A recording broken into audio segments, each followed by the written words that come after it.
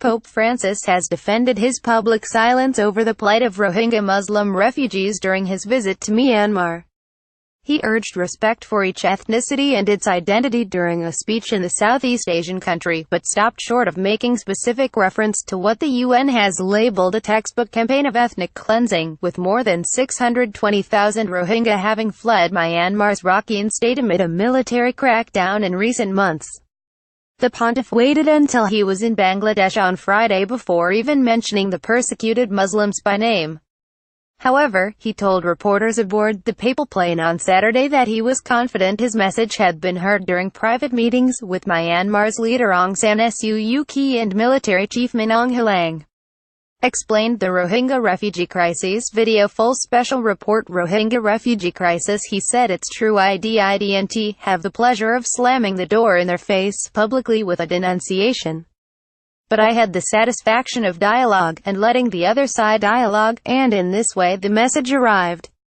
I didn't negotiate the truth. I did it in such a way that he understood that it's not viable to redo today the way things were done in the past.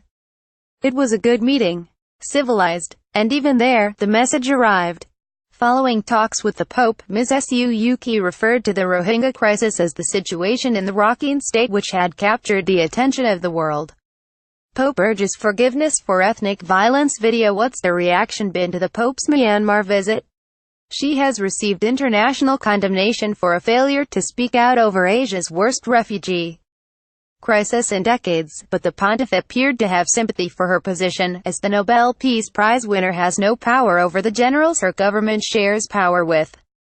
As it undergoes a political transition following decades of military dictatorship, the Pope said it was possible that Myanmar would make 2 steps forward, 1 step back as it progressed. The possibilities have to be viewed through this optic, he added, of the country, formerly known as Burma.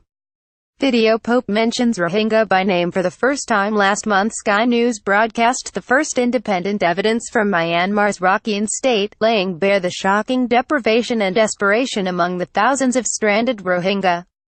Some of those who managed to make it to Bangladesh were able to meet the Pope in Dhaka during his Friday visit, during which he shed a tear as he heard their stories and pronounced their name publicly for the first time.